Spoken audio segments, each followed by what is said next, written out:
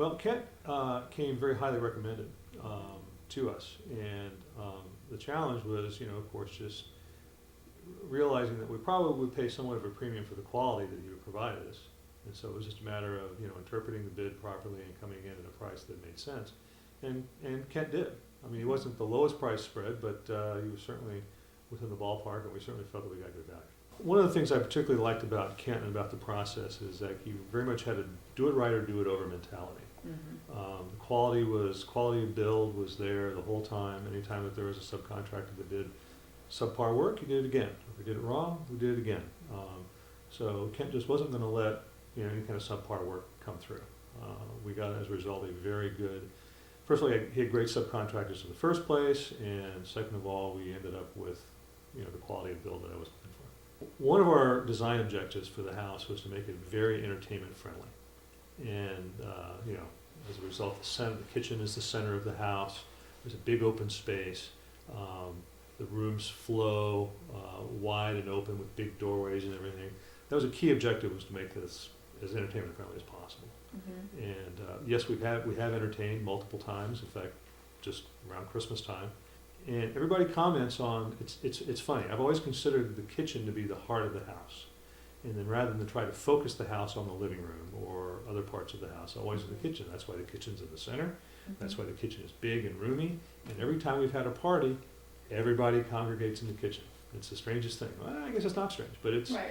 it's fun, and everybody just congregates in the kitchen, and that's where the food is, and that's where the wine is, and there's plenty of both of those when we have parties. Our objective of making this an entertainment-friendly house was absolutely met. Just the wide open spaces and the big centrally located kitchen and everything. Well, we've had some good parties. Yeah. Not to mention the wine cellar. Yeah. Always open. We have a couple of regular guests, and we had, in one case, a long-term guest, and she didn't want to leave. She was so comfortable down there. One of the nice things about the house is it's so well built and insulated and solid. It's down to the guest room. The guest room is warm and quiet and private. And anytime we have guests, they always say how great they sleep and what a great guest room it is and how well equipped it is and what a nice bathroom and a nice shower. And it's again, it was one of our objectives as well. I wanted our guests to feel like they were comfortable and not want to leave, or at least get to the point where we would throw them out. So the guest room is very, very comfortable, and the guests always, to a person, even my mother, who is very difficult to please, loves it.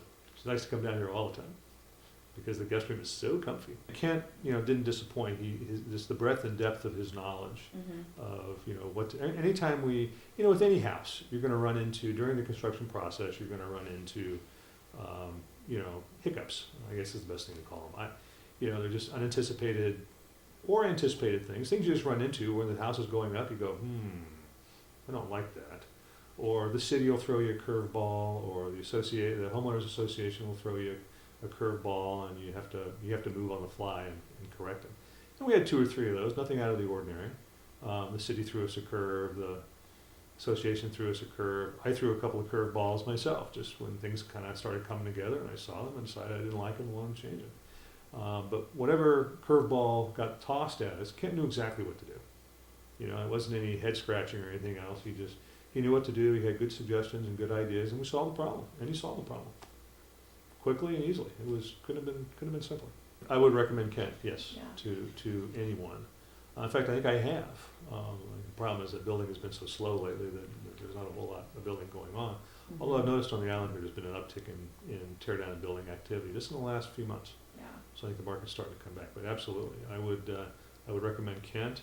And there's 2 or 3 of his subs that I would absolutely recommend as well, like Joe, the cabinet guy. He did fabulous work for us, and he was a great guy, and I'd recommend him to anybody. In fact, I have. Kent's kept in touch with us. We run into him or talk to him, or he stops by on a fairly regular basis.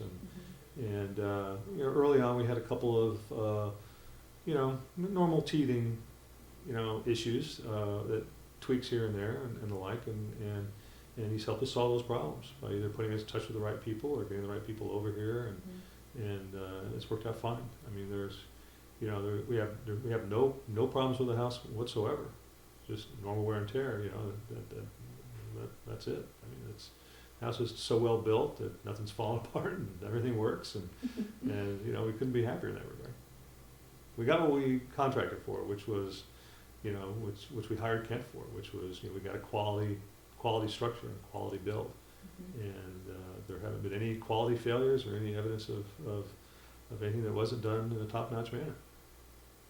And we're very pleased about that. Our building designer, Craig Hampton, came to us from another source, but another one of the reasons that we gravitated to hiring Kent in the first place, besides his recommendation and his reputation for quality work, is that he had worked on a number of projects with Craig Hampton before, and the fact that the two of them have worked together, have done many projects, in fact that we looked at before we made our final decision, and saw how well they worked together and how advantageous it would be to have a building designer and a contractor that have worked together and solved problems together. And there's a couple of instances where that actually paid off. You know, we had a couple curveballs tossed our way that required both an architectural, structural, and contracting solution. And the fact that Kent and Craig have worked together so many times before and worked so well together, you know, just made the solution that much faster and easier.